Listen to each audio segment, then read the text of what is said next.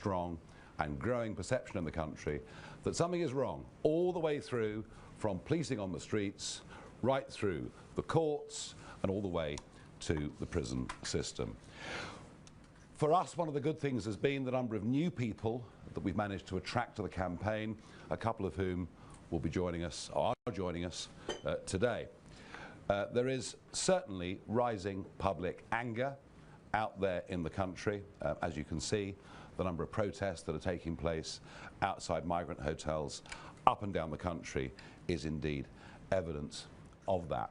And increasingly, the migrant hotel issue has moved really from one of fairness, why on earth have people been given all these things, to very much about the safety of women and children. For all the government's talk about protecting children, which they claim is the sole purpose of the Online Safety Act, our criticisms of that and the impositions on free speech that have been imposed just in the first week of its operation have led to them sinking to the depths. I would suggest that comparisons that somehow we're siding with Jimmy Savile were wholly inappropriate at every way. But what we will today be talking about is a cover-up. A cover-up that in many ways is reminiscent of what happened after the Southport killings last year. I will say to all broadcasters when we get to this segment of today's press conference, nothing we say will in any way be in contempt of court. And indeed, to quote Jonathan Hall KC, who is the independent reviewer of terrorism legislation, he said in the wake of Southport that we should spell out the basic and sober facts. And that's exactly what we will do today. But before we get to that segment, I want to introduce you to some people that have joined us and are joining our campaign. Rupert Matthews is the Police and Crime Commissioner for Leicestershire. Formerly, he served in the European Parliament as a member there. He's twice been elected as a Conservative, but today he comes across to us as our first Police and Crime Commissioner. Rupert. Thank you. And welcome on board. Thank you. Well, morning everyone. Now, I've known Nigel off and on for several years, so I asked him what he wanted me to say to you all today. Great man that he is, he said, you can say anything you like, he said, so long as you tell them why you're joining Reform. So here goes. I joined the Conservative Party in 1984, that's over 40 years ago. I joined a Conservative Party that was putting Britain first, that put the British people first, and that championed freedom. The economic decline of the 1970s was overturned, the Falklands were liberated. But now our great country faces new challenges and new dangers. As Police and Crime Commissioner for Leicestershire and Rutland, I daily face the fight against crime. I see ordinary, hard-working people burgled, robbed and mugged. Shoplifting is getting out of control. Antisocial behaviour is turning too many of our town centres into an apocalyptic wasteland of lawless Britain. Now, I've got nothing but admiration for our police officers and PCSOs. They're doing a fantastic job, but they're fighting crime with one hand tied behind their back. The courts impose sentences that too often are derisory. And Labour's early release scheme means that crooks are back out after serving a fraction of their time in prison. And that's all because our prisons are full. They're full of foreign criminals who should be deported the day they are convicted, not kept here at the expense of British taxpayers. It's no wonder that criminals do not fear the justice system, no wonder that the law-abiding have almost given up on reporting crimes. And our wonderful police officers are let down even by their own senior commanders. The National Police Chiefs Council recently sponsored the abomination that is the Police Race Action Plan. That concluded that people should be treated differently depending on which ethnic group they came from. That is a disgrace and the very epitome of two-tier policing. We need to cut the dark heart of wokeness out of our criminal justice system and allow the police and courts to get back to what they're supposed to be doing, which is keeping our communities safe. It's not just crime and policing where the old regime is betraying the British people.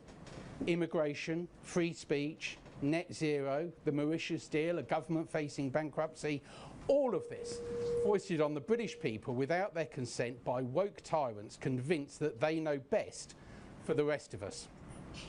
Governments of all parties have played their role in the decline of Britain. It's almost as if they've looked at countries like Lebanon and Libya, the policies that have led to them becoming failed states, and thought, that looks good, let's try that here in Britain. Now, Kemi Badenoch's recent shadow cabinet reshuffle was her chance to set the Conservative Party course for the future, to put together a dynamic team to make the changes that this country needs. Instead, she brought back a man who can't even commit to leaving the European Court of Human Rights. Her reshuffle reminded me of nothing so much as when Edward Heath turned his back on Selsdon Man, a cowardly capitulation to establishment orthodoxies that led Britain to disaster. But there is a choice. There's a better choice, and he sat right over there. Now, I was in the European Parliament with Nigel. I saw the daily abuse, sneering and contempt that was heaped on him by the great and the good. But Nigel didn't cave in. He had a vision of Britain free of the European Union, and against all the odds, he achieved that. Today, he has a clear vision of Britain free of the tired, old regime, and he has got the courage to deliver that vision. The self-serving, self-entitled liberal elite who have let our country down time after time after time are now on notice. Their day is almost done. Be they Conservative or Labour governments, everyone knows our politicians have failed us all. They have let this country down. They have let the British people down. Enough. Now it is time for reform. Thank you. Rupert, thank you. Thank you, thank you, thank you, thank you. And I did say he was Police and Crime Commissioner for Leicestershire. I forgot Rutland. My apologies to Rutland, who often feel left out. Now, I'm now going to introduce you to Vanessa Frake, former Governor of HMP Wormwood Scrubs, Sunday Times best-selling author. But actually, I'm not going to do the introduction. Colin Sutton will do the introduction. Colin was with us last week and announced he was setting up a task force, a law and order task force, and I'll let him do the introduction. Thank you, Nigel. Thank you. Good morning again. 7 short days since I was last here and introduced. I've been astounded by the breadth and depth of support that I've had coming from quite unexpected sources, and it just shows me how much there is behind this party, behind this movement, really. It comes today for me to introduce the first of the task force members. Many of those messages of support I've had are from people, good people, who want to help, and I'm sure that some of those will be being brought on board in the coming days and weeks. But the first of those is sitting here to my left. Now, when we govern, and we will, we'll fix the police. We will.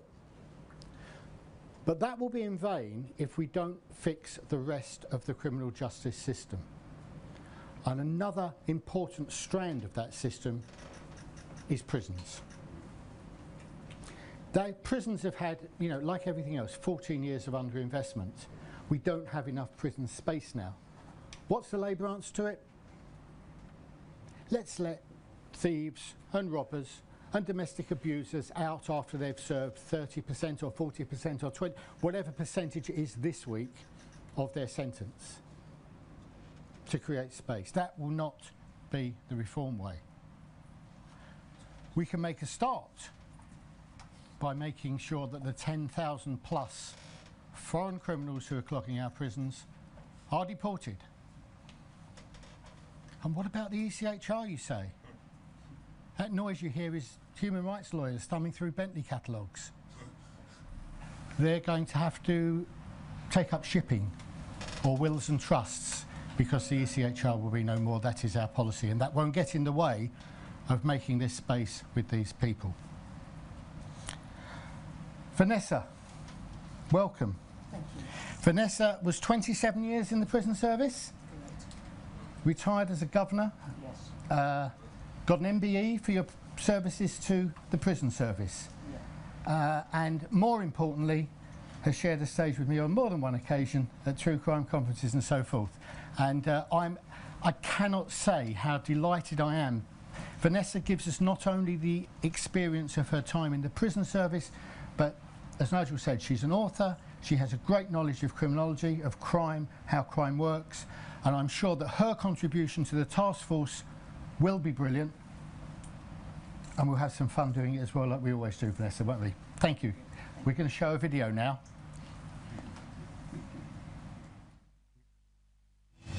My name's Vanessa Frake. I am a former prison governor and author. I started my career in the prison service in 1986 as an officer and worked my way up to governor. I worked at various prisons around London and finished my career off in 2013 at HMP Wormwood Scrubs. For decades, I managed violent offenders, gang leaders and murderers. Our prisons are at crisis point. We have reached the situation where consistently governments have bled our prisons dry. If you are soft on crime, what happens is those prisoners are released into our communities, and our communities bear the brunt of criminality. Consistently, successive governments from Labour and the Tories have failed our prison system. They have failed to invest. They have cut corners at every single level. They have released untold prisoners, going back to when Jack Straw was Home Secretary under Tony Blair. I'd like to see Britain that we can be proud of, and I would like to see Nigel Farage lead that campaign. Britain is lawless. Britain needs reform.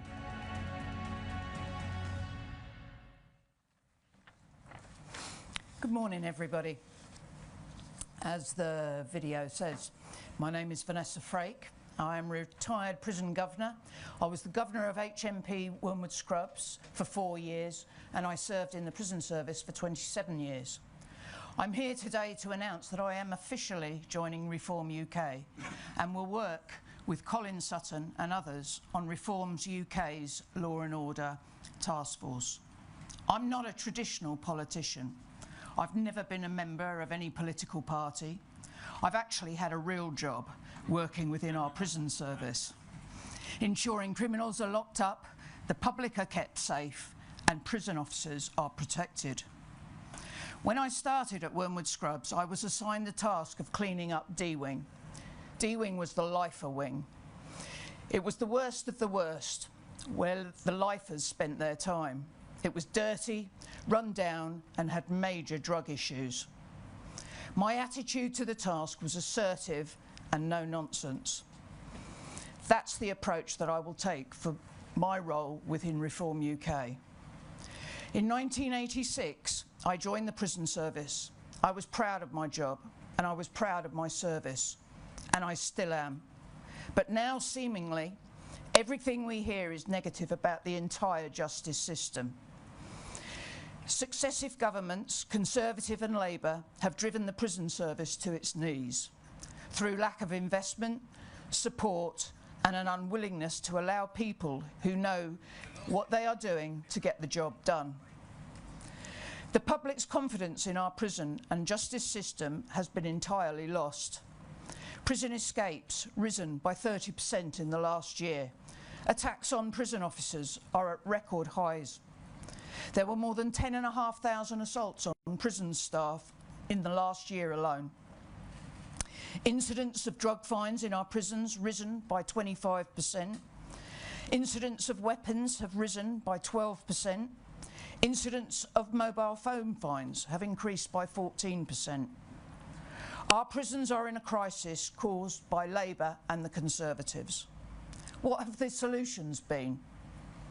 They've let 10,000 prisoners out of jail early.